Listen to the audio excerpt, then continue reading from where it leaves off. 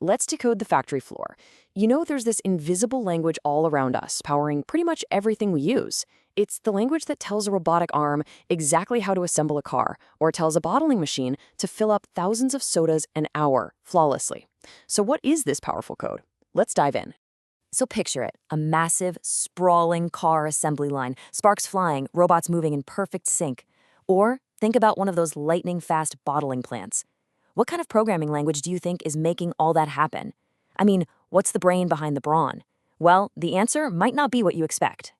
Okay, so a lot of the time, the answer is a language called structured text, or ST for short. It's what's known as a high-level language, and it was created for one specific job, to run programmable logic controllers, or PLCs. Now, what's a PLC?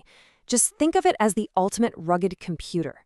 It's built like a tank to handle all the heat, the dust, the constant vibrations of a factory floor, and it has to run those critical operations 24/7 without a single hiccup. But here's the really cool part. Structured text doesn't work alone. Nope, it's not a solo act. It's actually part of a whole team of languages, all standardized to work together. And that teamwork, well, that's what gives industrial automation its incredible power and flexibility. How many languages are on this team? 5. Yep, 5 totally distinct programming languages, all living under one roof, this powerful standard called IEC 61131-3. Remember that name, it's a big deal. So what's the advantage here? What's the secret sauce? It's a concept called common elements. Think of it like a universal translator. It means all 5 of these languages, and some are visual, like flowcharts, others are text-based, like structured text, they can all talk to each other. So an engineer could write one part of the program using visual blocks, define a variable like motor_speed, and then jump over to structured text and use that same variable in their code. It's incredible. It lets them mix and match, choosing the absolute best tool for each specific job. Okay, so now that we know where it fits in, what does structured text actually, look like? What's its DNA? Well, if you've ever dabbled in some classic computer science, its roots are probably going to look really familiar. Believe it or not, it's based on an old-school language called Pascal. Now, both of them are high-level, which is just a fancy way of saying they're written in a way that's much closer to human language, making them way easier for us to read and write compared to raw machine code. They're also block-structured, which just means the code is organized into these neat, tidy blocks. But here's the key difference. Pascal was designed to teach people how to program. Structured text took those same clear, logical ideas and designed them to control, giant, heavy machinery.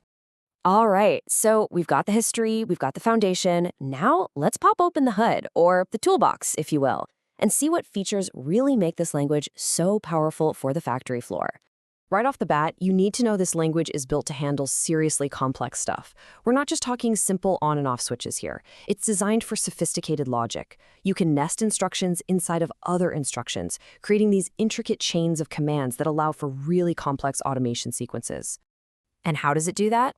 Well, it uses the same fundamental building blocks that you would find in almost any modern programming language. For instance, you've got iteration loops, things like a repeat until loop. That basically tells the machine, hey, keep doing this thing over and over until I tell you to stop. Then you have conditional execution, like an if-then-else statement.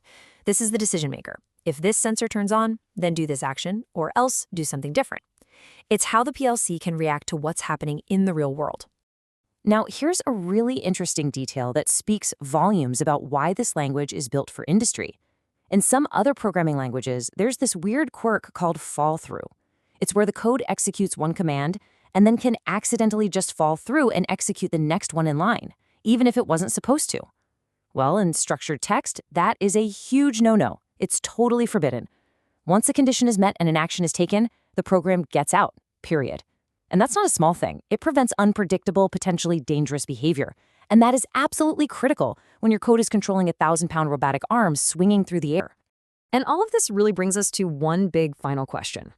As our factories get smarter, more complex, and more data-driven, the need for code that's clear, powerful, and easy for humans to read, like structured text, is just going to keep growing. So you have to wonder, are we heading towards a future where these high-level, readable languages become the one and only standard for telling our machines what to do? Something to think about. That's all for this explainer. Thanks for diving in with us.